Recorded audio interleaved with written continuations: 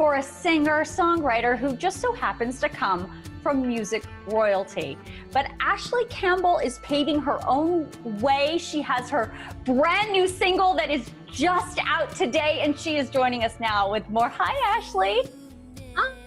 How are you? I'm good. Yeah, it's so exciting to have this single out. I was gonna say, congratulations on this single. It is beautiful. You have a beautiful voice. Oh, thank you so much. Tell me about If I Wasn't, featuring Vince Gill. Tell me a little bit about where that song came from.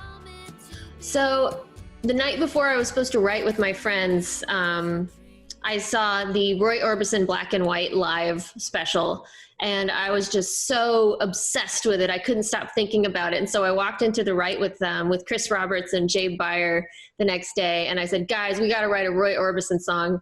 I know he's gone, but let's write as if we're writing for him, you know, like something he would have sang. And so that just kind of inspired the entire song, you know. It really, I mean, you could feel that. I mean, I watched that too. I remember it very vividly as a kid. Like my dad was totally into it. I remember watching that. And when you listen to this song, it totally has that feel, that vibe to it. Yeah. I'm so excited, and I can't believe, you know, we were able to get Vince Gill on it. It was perfect. Yeah, let's talk about how that came to be. Well, I mean, I've been a huge fan of Vince ever since I've, you know, known about music, because my dad was friends with him, and my godfather Carl, who also lives in Nashville, Carl Jackson, he's friends with Vince as well. And so, you know, we reached out, and Vince said yes, and that was it, you know. Wow. It was a big leap of faith for him, because I don't even think he heard the song before he said yes. So I'm very humbled that he maybe had a little faith in me. Right. Well, it could have been awful. Right. Well, I mean, obviously he was going to, there's no doubt your talent is not just genetic, but obviously, you know, you are spectacular. You have a beautiful voice. And okay, wait, before I get to your music instrument playing, because I want to talk about that, but you mentioned your dad. Your dad, of course, is Glen Campbell. Tell me about what you think. I know you toured with him on his farewell tour. Tell me what you think he would think of your progress in the last 5 years. I would like to think, I think he'd be very proud of me, because I've had a lot of growth in the last 5 years of kind of knowing myself as an artist. And this album, I feel like, is a huge stepping off point for me, jumping off point for the artist that I would like to keep becoming. You know, I just feel like this album is truly me. And my dad always encouraged me to make music that moves me and that means something to me, something that I would want to listen to. And the chances are someone else is going to like it too, you know? Absolutely. I mean, I can also hear, you know, your passion for music. And I mentioned your instruments. Is it true that you can play by ear? Yes. Like any instrument, or just? I mean, within reason. Like I can pick up most string instruments and be able to figure something out. Wow. Everything takes practice, but yeah, I've always had an ear ever since I was little. When my parents started me on piano, I was about 6 years old, and I could just pick up pretty much anything the teacher would play, which actually to my detriment, because that made me not work as hard on learning how to read music. So I don't read music very well, but thank God for the ear. Yeah, right? No, look, that is a gift. Now, my other question for you is, I know you play the banjo. Yeah. How do you make the banjo cool?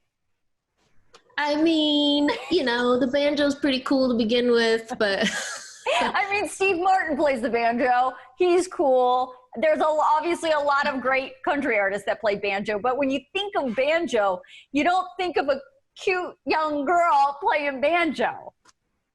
Yeah, I mean, I think it's kind of I love the banjo, and I think it's a little bit like of a nerdy instrument, because you have to be really into the banjo to like be good at the banjo.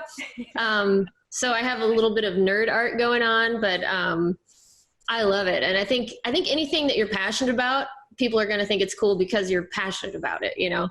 Also, well, I mean, when I see you play it, it looks very cool to me. I'm like, oh, it sounds cool. She looks cool. Like, good for you, girl.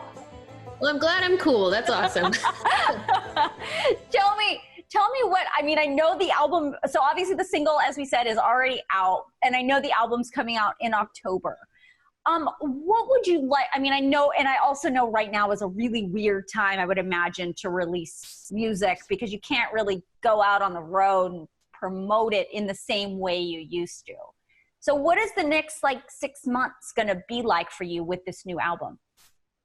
I honestly have no idea. I mean, I'm just going to do everything I can to get it out there and, you know, promote it on my socials. And, you know, I do a Stage It show, a live stream every Sunday at 4 p.m. Central. And that's been really fun. I've been doing that ever since the pandemic started.